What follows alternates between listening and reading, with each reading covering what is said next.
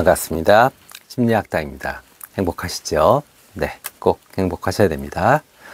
요즘 들어서 많은 분들이 힘들어하는 이야기를 오늘 나눠보려고 그래요. 이 인간관계, 대인관계, 거리두기. 예전 같으면은 사실은 형제 자매가 많으면 그 안에서 웬만한 대인관계 기술을 다 습득합니다. 그죠? 형한테 맞고 누나한테 위로받고 또 뭐 싸우기도 하고 또 화해도 하고 뭐 이러면서요. 또 시간이 참 느리게 지나갔죠. 그러다 보니까 조금 기다리다 보면 진실이 파악이 되기도 하고 뭐 이러면서 내가 오해를 했구나 이러면서 풀리기도 하고 뭐 이랬던 시절이 있었는데 지금은 어때요? 아이들이 대부분 하나 둘입니다. 그리고 그 아이들이 대단히 바쁘게 살아가요. 그러다 보니까 대인관계의 기술을 자연스럽게 습득할 기회가 없습니다. 이런 아이들이 성인이 됐어요. 그런데 인간의 기본적인 욕구가 있죠. 관계의 욕구, 친밀의 욕구가 있습니다. 그래서 사람을 찾아다니고 그 다음에 어떤 관계를 맺고 싶어하고 조직이나 단체 같은 데 참여하고 싶습니다. 그래서 갔는데 상처만 받고 돌아오고 또 혼자 있으니까 너무 외롭고 불안해요. 그래서 또 다시 그런 모임이나 관계를 또 찾아가고 이것이 계속 반복되는 것을 우리가 고슴도치의 딜레마다라고 이야기를 합니다. 대인관계에서 친밀함을 원하면서도 적당한 거리를 두고 싶어하는 욕구가 공존하는 그런 모순적인 심리 상태를 우리가 고슴도치의 딜레마라고 해요. 그러니까 이거는 사실은 조금 이기심에서 나온 거죠. 그죠? 관계를 맺으면 거기서 스트레스도 생기고 내가 어떤 기쁨도 생길 수 있고 행복도 생길 수 있는데 이 관계에서 나는 기쁨과 행복, 뭐 즐거움만 얻고 스트레스나 상처는 안 받겠다라는 그리고 그것을 또 감당할 수 없는 그런 지경에 빠졌기 때문에 고슴도치 딜레마에 요즘 젊은 사람들이 많이 빠져 있는 겁니다. 이 고슴도치 딜레마가 가장 유명한 이야기는 쇼펜하우어의 이 소논문집과 보충논문집에서 소개돼서 유명해졌습니다. 1851년에 그의 소논문집과 보충논문집에서 이 고슴도치에 대한 우화를 소개합니다. 추운 겨울이었어요. 여러 마리의 고슴도치들이 있습니다. 굴하네요. 춥잖아요. 밤이고. 그러니까 추우니까 다 모입니다. 이렇게 다 모여가지고 서로 체온을 나누려고 해요. 근데 그러다 보니까 어떻게 되죠? 서로 가시가 서로를 찔러요. 그러니까 왔다가 왔다가 왔다가 또 다시 물러납니다. 물러나면 또 어떻게 돼요? 바로 또 체온이 떨어지죠. 그러니까 또 춥죠. 다시 모입니다. 그랬다가 또 다시 따가우니까 다시 물러나고요. 이거를 밤새 반복했다라고 이야기를 하는 것이 지금 많은 심리학자들이 이야기하는 고슴도치의 딜레마의 원형입니다. 우리가 현재 지금 그러고 있지 않나요? 그죠? 네. 그리고 또 재밌는 건 실제 고슴도치들도 굴 속에서 머리만 맞대고 서로 체온을 나누고 있답니다. 네. 그러니까 추운 겨울이나 어떤 이 위기 상황에 빠졌을 때 서로 이렇게 머리는 가시가 없잖아요. 그러니까 머리만 맞대고 서로 체온을 나누고 있다고 합니다. 네. 샤를 드골 대통령도 이 거리두기와 그 다음에 어떤 이 인간관계에 대한 이런 것에 대한 어떤 노하우가 좀 많으셨던 분이에요. 이 프랑스 대통령으로 10년 동안 재직하시는 동안에 매년 2년마다 자신의 보좌진, 참모, 그리고 고문 등을 계속 로테이션을 시켰답니다. 네. 왜요? 너무 가까워지면 문제가 생기니까. 그래서 항상 새로운 의견을 수렴하고 본인은 진취적인 의사결정을 하기 위해서 이렇게 거리를 두는 그런 것들을 실천했다고 합니다.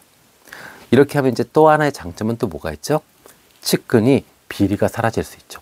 2년마다 딴 데로 가고 자기가 2년 동안 했던 것을 누군가가 인수인계하는데 그러면 당연히 비리라든지 잘못된 것들이 금방금방 파악이 되니까요. 영국의 정신분석학자 도널드 위드캇은 모든 어머니는 자식을 너무너무 사랑하지만 그와 반대로 자식을 너무너무 미워한다라는 그런 양가적 감정을 가지고 있다라고 이야기를 했어요. 그리고 위드캇은 또 하나 이 양가적 감정을 인정하는 어머니일수록 현명하고 아이들에게 친절하게 대할 수 있다라고 이야기했습니다. 대부분의 우리나라 어머님들은 어떻죠? 이거를 인식을 못하죠. 그러니까 어떻게 해요? 나는 자식을 위해서 너무 많은 희생을 하고 자식을 너무 많이 사랑을 해. 근데 넌 왜 그래? 이러면서 갑자기 아이들한테 폭력적으로, 그리고 아이들을 저주하기도 하고 막 이렇게 되죠. 그래서 분명히 관계가 친밀해지면 친밀해질수록 거기에 따르는 스트레스, 이런 것들은 당연히 따라올 수 있다라고 인식하는 것이 너무너무 중요합니다. 그러면 오늘 제가 추천하는 7가지 이 거리두기 기술에 대해서 좀 말씀을 좀 드릴게요. 첫 번째는 인간의 본성을 이해하자는 겁니다. 일단은 인간은 침팬지에서부터 진화된 동물입니다. 그러니까 인간 자체는 원래 이기적입니다. 자신의 생존을 위해서 살아가는 거예요.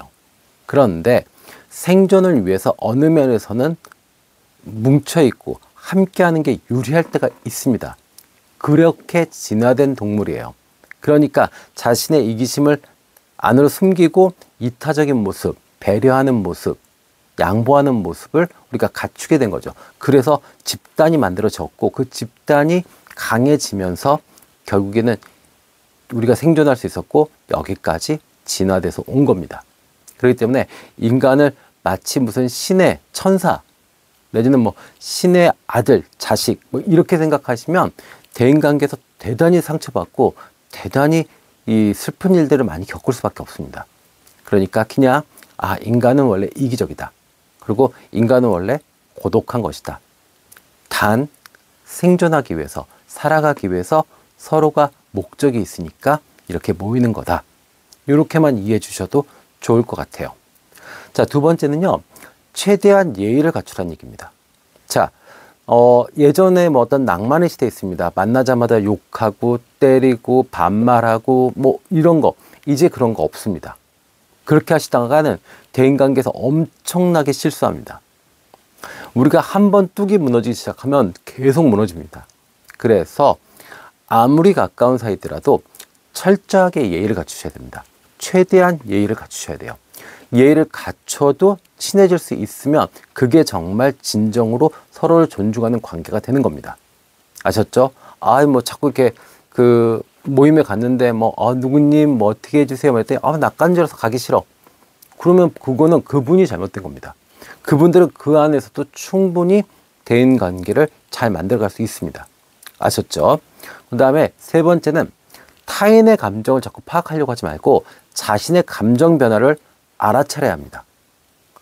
그러니까 상대에 자꾸 집중을 하게 돼요. 그러면 내가 무슨 감정을 느낀지를 몰라요.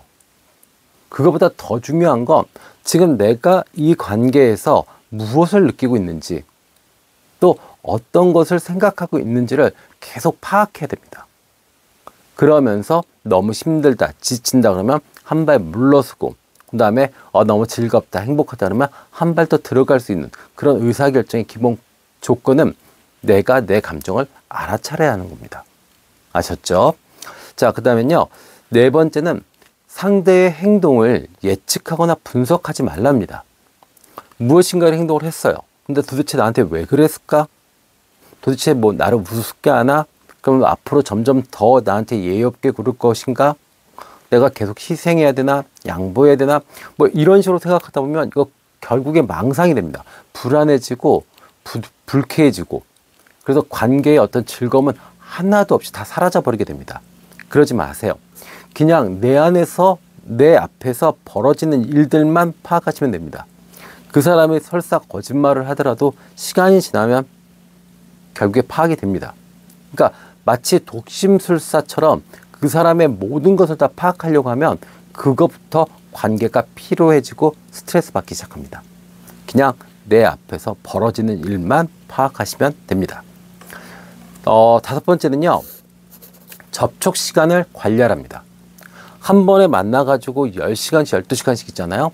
그러면 이거는 제 아무리 좋은 관계라도 스트레스 받고 지칩니다. 그러니까 제발 만날 때 좀 짧게 만나세요. 3시간, 4시간. 이거 6시간 넘어가면 노동됩니다. 어떤 관계도요. 뭐 가족 간에는 그럼 어떻게 하냐? 직장에서는 어떻게 하냐? 자, 가족 간에는 내가 함께 할 수 있는 시간에 최선을 다하십시오. 그리고 나머지에 내가 홀로 있을 시간을 꼭 찾아내십시오. 그리고 그것은 꼭 지키셔야 됩니다. 그것이 혼자 산책을 하는 것이든 혼자 TV를 보는 것이든 뭐든 좋아요. 그 시간이 있어야 합니다. 직장에서도 마찬가지죠. 뭐 팀플레이라든지 함께 공동으로 움직이는 거 있죠. 그 외에 내가 너무 많이 스트레스 받고 너무 많이 지친다. 그러면 식사도 혼자서 좀 할 수도 있고 나가서 커피도 한 잔 마실 수 있고 이렇게 하면서 스스로를 정화할 수 있는 시간들이 필요합니다. 이 시간이 장기간 계속 노출되는 데는 이겨낼 장사가 없습니다. 아셨죠? 자, 그 다음엔요. 6번째는 노라고 말할 수 있는 용기가 필요합니다. 노라고 이야기하세요. 나 그거 못하는데 못해, 안 해. 나 그거 안 돼. 모임이나 어떤 관계가 중요하고 또 의미가 있다 보면 내가 그런 것을 이야기할 수 있는 시간이나 타이밍을 놓치는 경우가 많습니다. 그러면 얼떨결에 그것을 하게 되고 그러다 보면 스트레스라든지 이런 것들이 쌓이게 되고 그러면 내가 노라고 이야기했으면 너무 깔끔한 일인데 그걸 못함으로써 관계와 대인관계 자체가 다 무너지는 그런 일이 벌어집니다. 그래서 만약에 정말 못할 것 같다. 그리고 여유가 안 난다. 그러면 나 그거 안 돼. 나 지금 그거 못해. 나 지금 다른 거 해야 돼. 라고 이야기할 수 있는 용기가 필요합니다. 그것이 서로의 관계를 보호하기도 하고 나를 지킬 수 있는 좋은 꿀팁입니다. 아셨죠? 자, 그 다음엔요. 마지막은 관계에 감사랍니다. 자, 수미상관처럼 다시 한번 갈까요? 인간의 본성은 이기적이다. 그리고 인간은 원래 혼자다. 그런데 그 인간들이 모여서 조직이 되고 관계를 맺었다. 이 얼마나 대단한 일이에요. 그리고 그 사람도 얼마나 많은 희생을 하고 있겠어요. 양보를 하고. 2사람의 관계든 3사람의 관계든 10사람이든 100사람이든 어쨌든 간에 그 조직과 관계가 유지되려고 하면 모두가 조금씩 양보하고 있는 겁니다. 그렇게 해서 그 조직이 운영되고 관계가 유지되는 겁니다. 대단히 놀라운 일입니다. 그렇기 때문에 그 보이지 않는 그 사람들의 배려, 양보 이것들에 대해 감사하는 마음을 가지셔야 합니다. 그러면 내가 지금 이기적인 마음으로 나만 양보했어, 나만 희생했어, 나만 상처받았어 이런 마음에서 벗어날 수 있습니다. 인간은 원래 이기적이긴 하지만 사실은 관계를 맺고 집단이 되면 더욱더 큰, 더욱더 좋은 이득이 생기는 인간이 그 조건이 됩니다. 그렇기 때문에 관계에서 충분히 사랑받고 충분히 행복할 수 있는 그런 기회와 어떤 이 힘을 기르시는 것이 중요합니다. 지금까지 심리학당이었습니다.